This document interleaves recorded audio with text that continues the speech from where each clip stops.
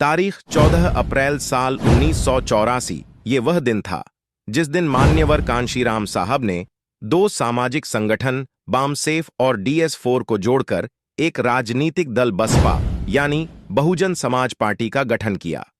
Bahujan Samaj party की राष्ट्रीय अध्यक्ष बहन कुमारी मायावती जी, जो पूरे भारत देश में एक दलित नेता के रूप में जानी जाती हैं, लेकिन मायावती अकेली दलित नेता नहीं हैं। इनके अलावा अनेकों ऐसे नेता हैं जो दलित समाज से आते हैं। आज की वीडियो में हम आपको प्रमुख 6 नेताओं के बारे में बताएंगे जो दलित समाज से ही आते हैं।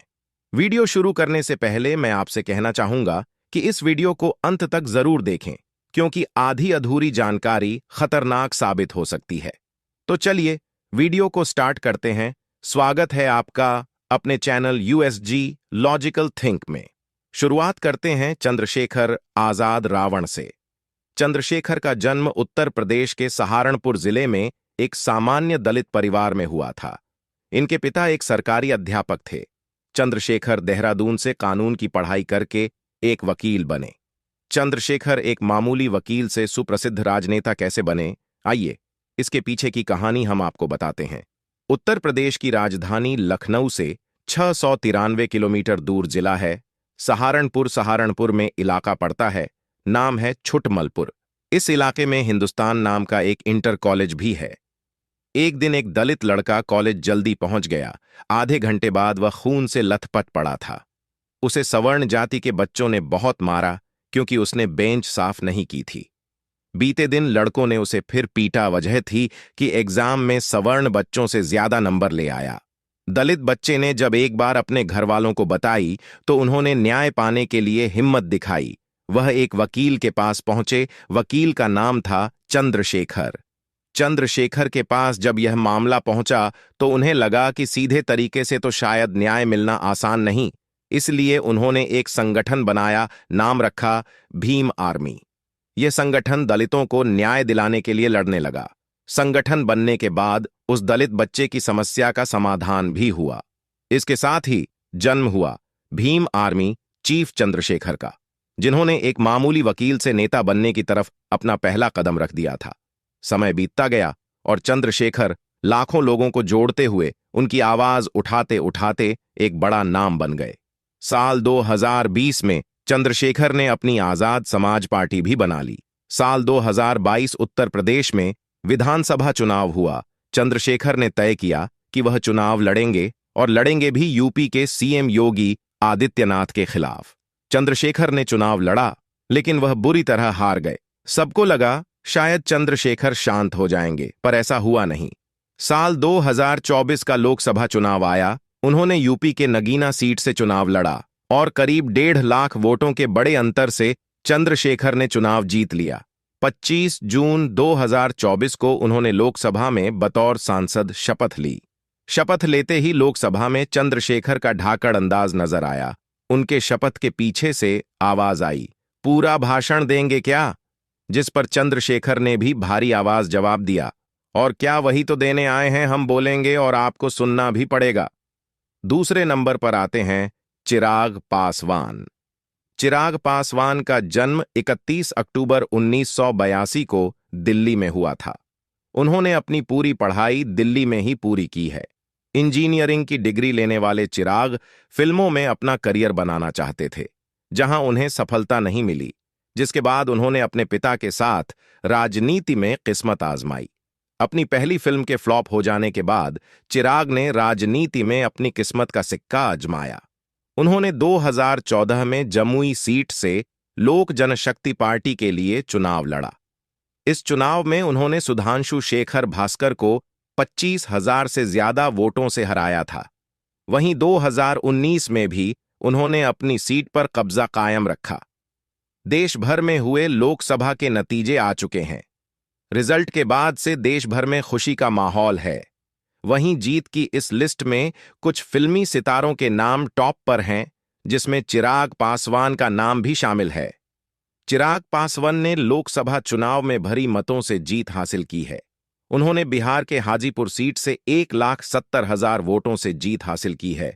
लेकिन क्या आप जानते हैं, चिराग राजनीति से पहले बॉलीवुड के जाने माने अभिनेता भी रह चुके हैं। तीसरे नंबर पर आते हैं प्रकाश अंबेडकर। प्रकाश अंबेडकर का जन्म 10 मई 1954 को मुंबई में हुआ था। उनके पिता का नाम यशवंत आम्बेडकर और माता का नाम मीराबाई आम्बेडकर है। प्रकाश आम्बेडकर अपने दादा, भारतीय संविधान के जनक के रूप में जाने जाते डॉक्टर भीमराव आम्बेडकर द्वारा नामित किया गया था। प्रकाश आम्बेडकर ने सेंट स्टेनिस्लाउस हाई स्कूल और सिद्धार्थ कॉलेज, मुंबई, भारत में शिक्षा ली। उन्होंने 1982 के बाद से पूरे भारत में कई सामाजिक, धार्मिक एवं राजनैतिक आंदोलनों का नेतृत्व किया।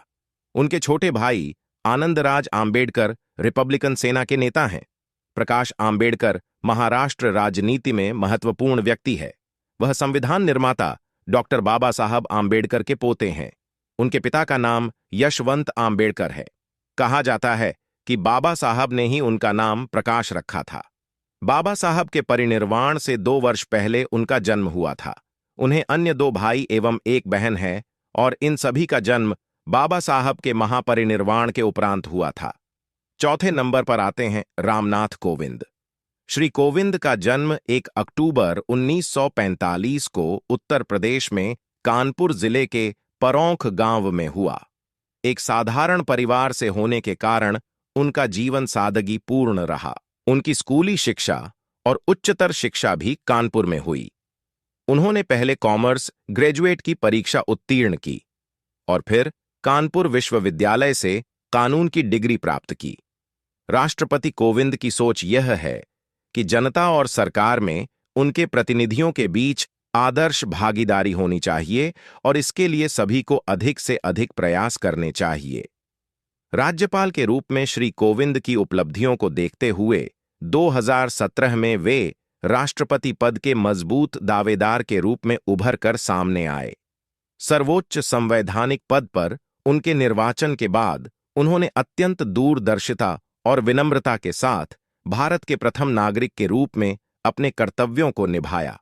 मई 1974 में श्री कोविंद का विवाह श्रीमती सविता कोविंद से हुआ।